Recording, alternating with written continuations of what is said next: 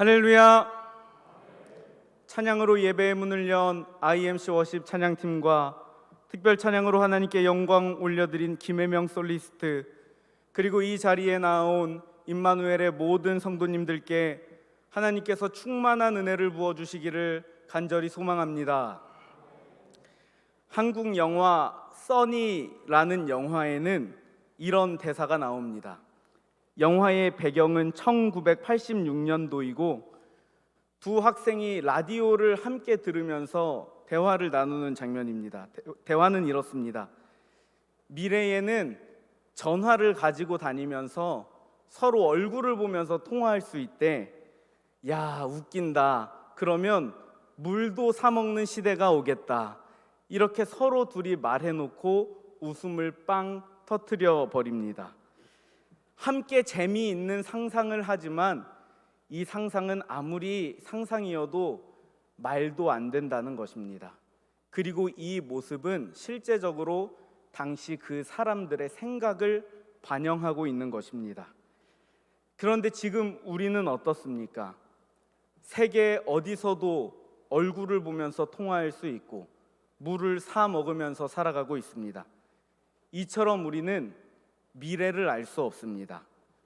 우리는 내일을 위해, 미래를 위해 열심히 살아갑니다.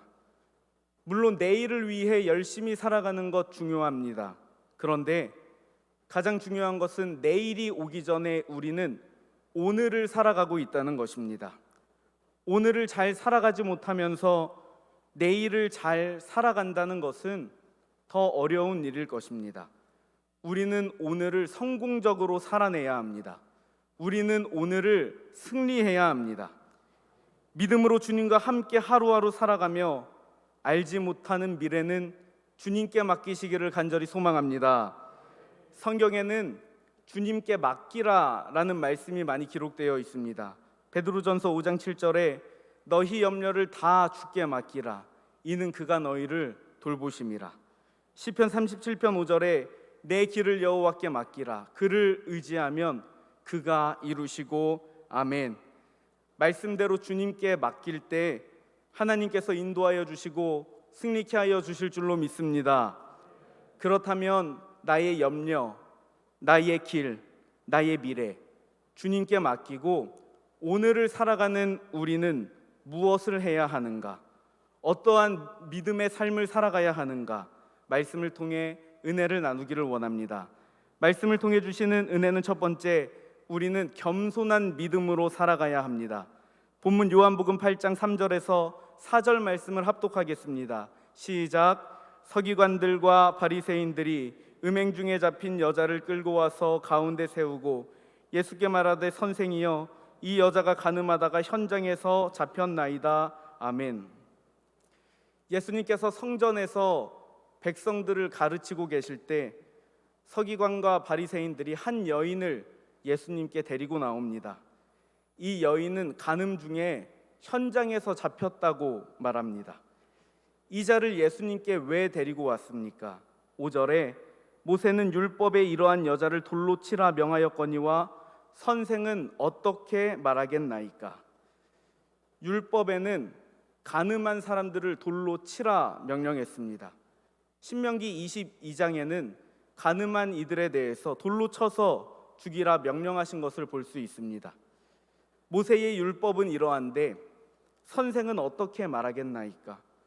어떤 말을 하시는지 들으러 왔다는 것입니다. 그런데 이것은 정말 예수님의 말씀을 듣고 그 가르침을 받으러 왔다는 것이 아니라 예수님을 시험하러 온 것이라 기록하고 있습니다.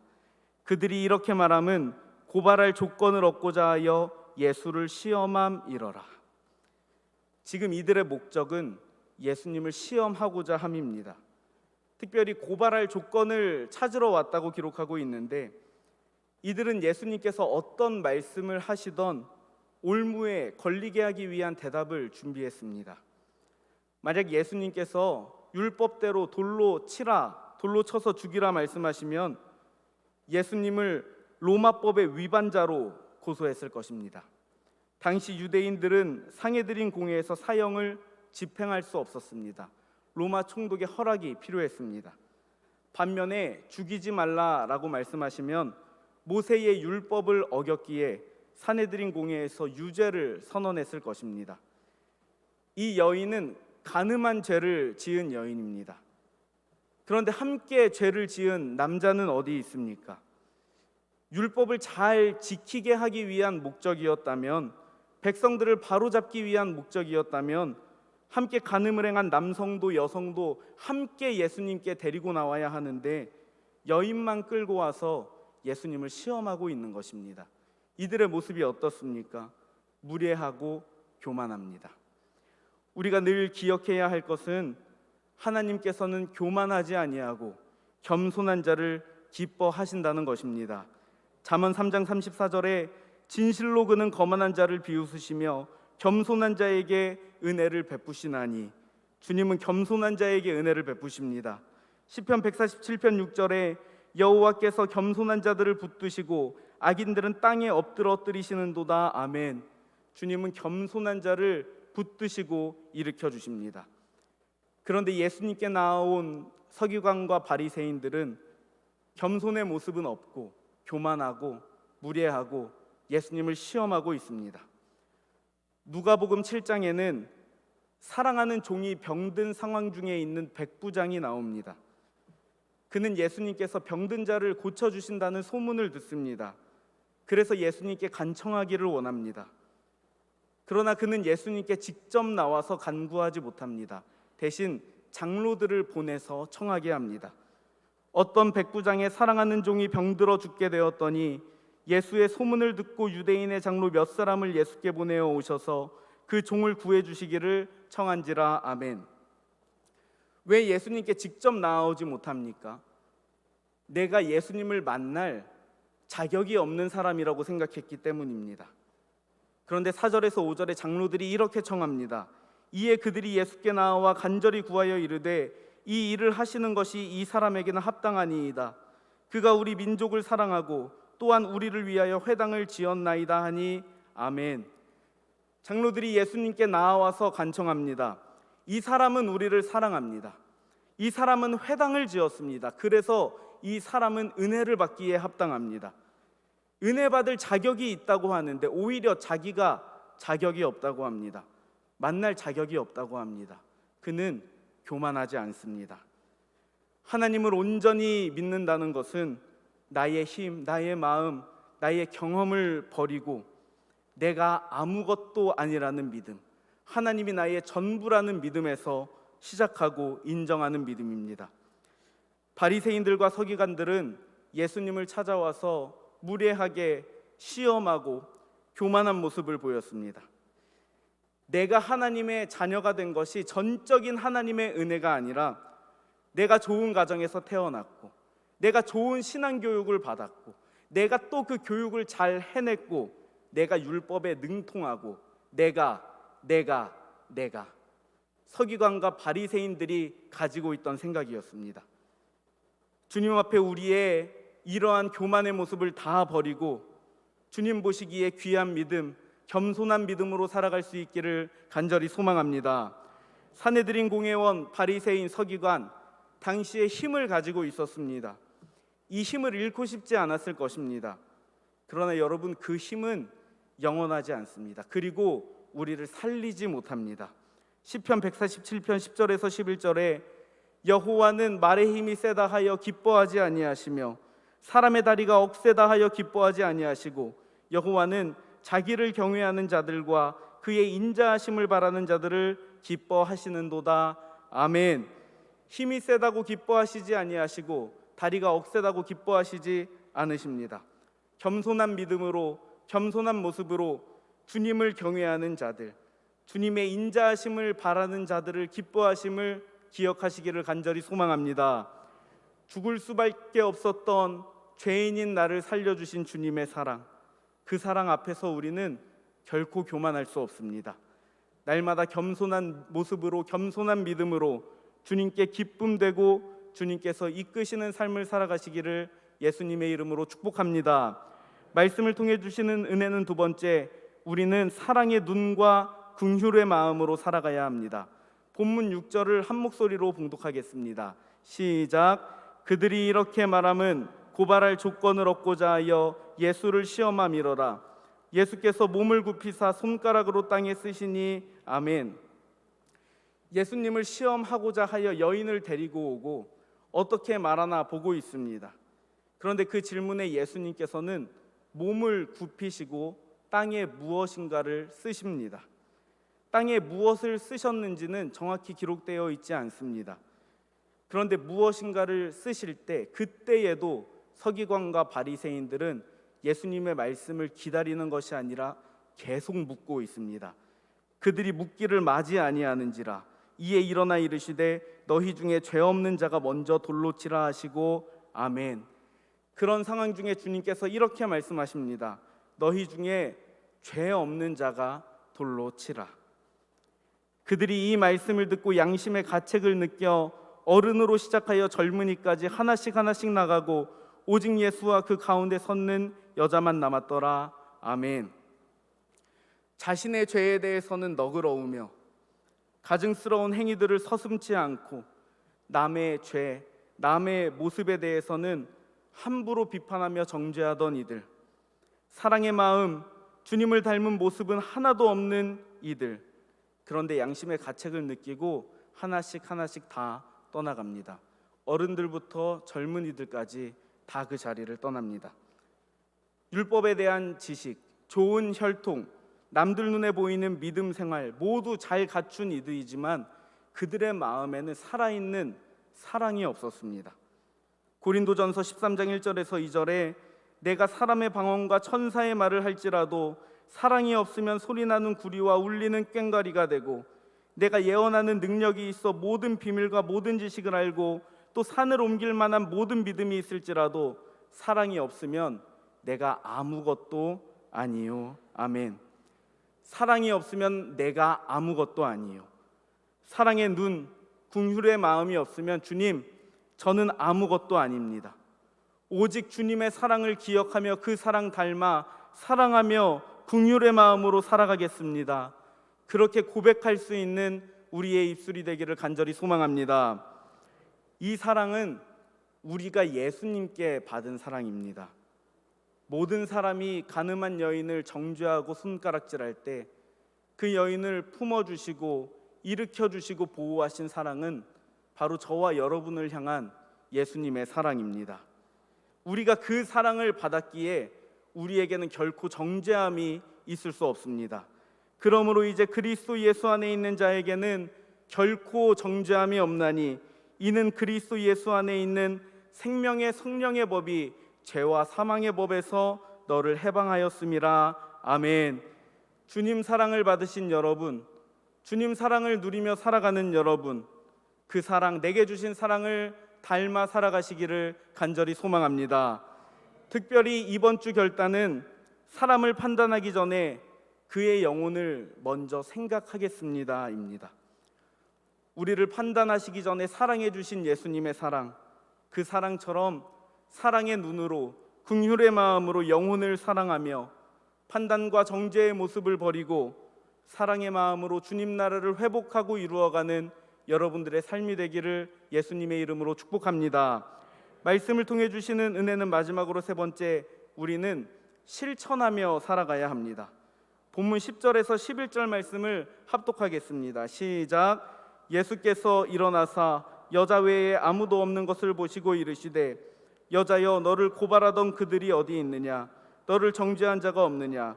대답하되 주여 없나이다. 예수께서 이르시되 나도 너를 정죄하지 아니하노니 가서 다시는 죄를 범하지 말라 하시니라. 아멘. 예수님께서 이렇게 말씀하십니다. 나도 너를 정죄하지 아니하노니 가서 다시는 죄를 범하지 말라. 이제 여인이 해야 할 일이 있습니다. 예수님의 사랑을 기억하고 죄를 범하지 않는 것입니다. 그런데 죄를 범하지 않기 위해서 무엇을 해야 합니까? 한번 잘 생각해 보아야 합니다. 아무것도 하지 않으면, 아무것도 하지 않고 집에 가만히 숨어 있으면 예수님의 말씀에 순종하여 죄를 짓지 않는 것입니까? 우리는 죄인입니다. 그런데 우리가 왜 죄인입니까? 죄는 헬라어로 하마르티아라는 단어인데 이 단어는 관역에서 벗어나다, 관역을 맞추지 못하다라는 의미를 가졌습니다. 그러니까 우리의 삶이 하나님을 잊고 하나님을 떠나고 하나님과 함께하지 못하는 삶을 살아가는 우리는 하나님이란 관역에 멀어진 죄인이라는 것입니다. 그런데 가장 중요한 것은 우리의 힘으로 무엇인가를 한다고 해서 죄를 이길 수는 없습니다. 오직 주님께서 우리를 속죄하시고 죄에서 자유케 하시고 사랑으로 붙잡아 주실 때, 그때 우리는 주님이라는 관역에 맞춰지고 하나님과 함께 살아갈 수 있습니다. 요한복음 1장 29절에 이튿날 요한이 예수께서 자기에게 나아오심을 보고 이르되 보라, 세상 죄를 지고 가는 하나님의 어린 양이로다. 아멘. 예수님께서 세상 죄를 지시기 위해 이 땅에 오셨습니다. 우리의 죄를 지시기 위해 이 땅에 오셨습니다.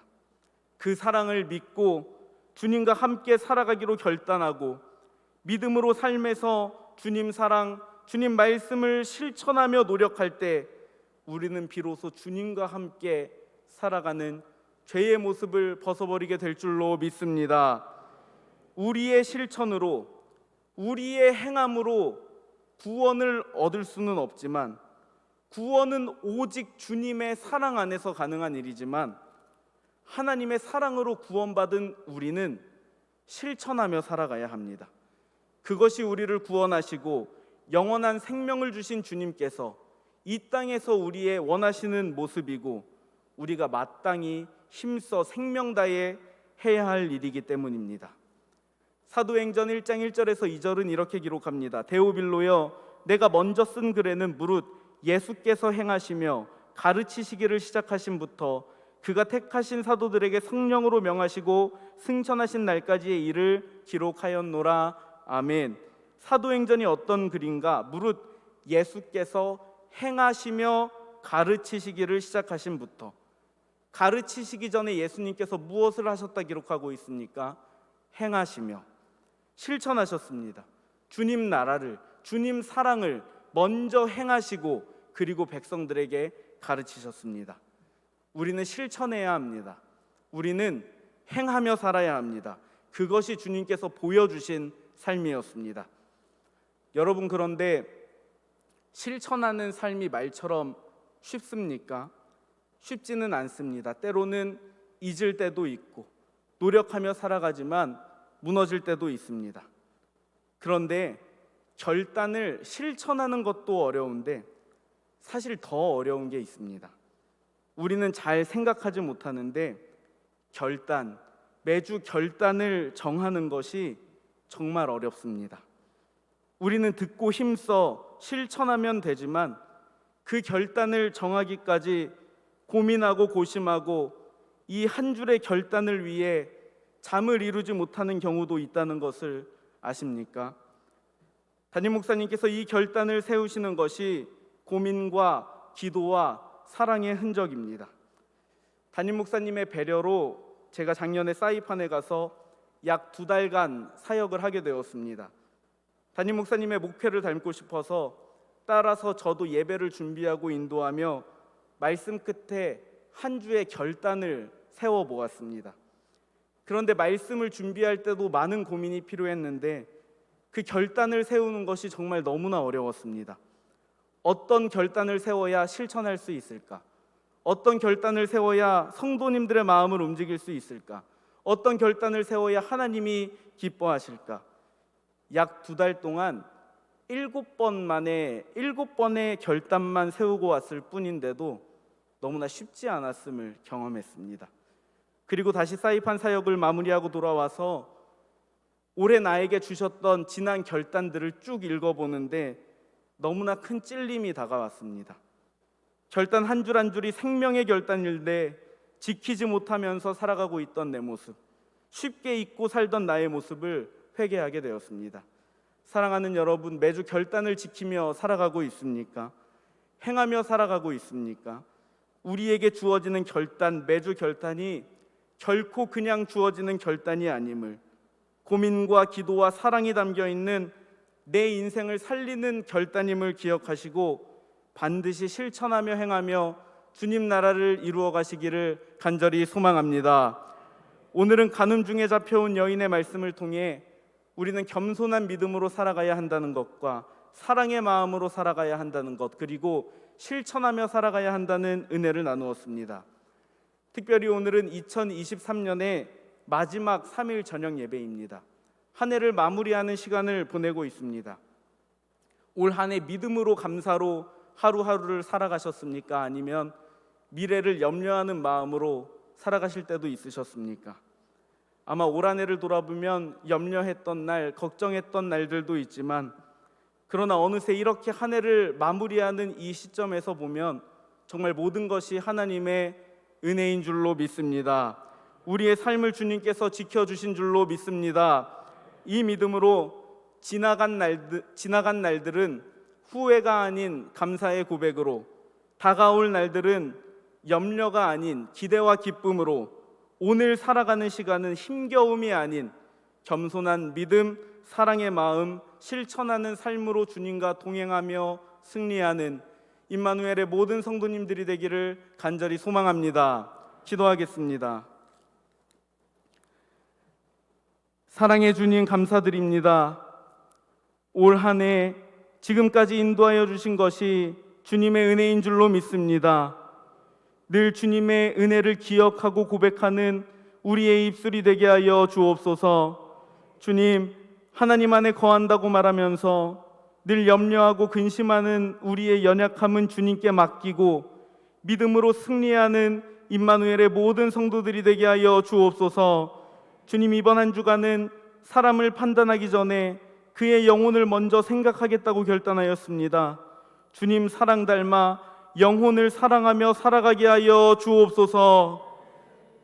이제는 우리 주 예수 그리스도의 은혜와 하나님의 사랑과 성령님의 교통하심이 오늘을 살아갈 수 있도록 믿음을 더하여 주시고, 믿음의 백성을 지켜보호하시는 주님 사랑 붙들며 나아가는 임마누엘의 모든 성도들 가운데 이제로부터 영원토록 함께하여 주시기를 간절히 축원하옵나이다. 아멘.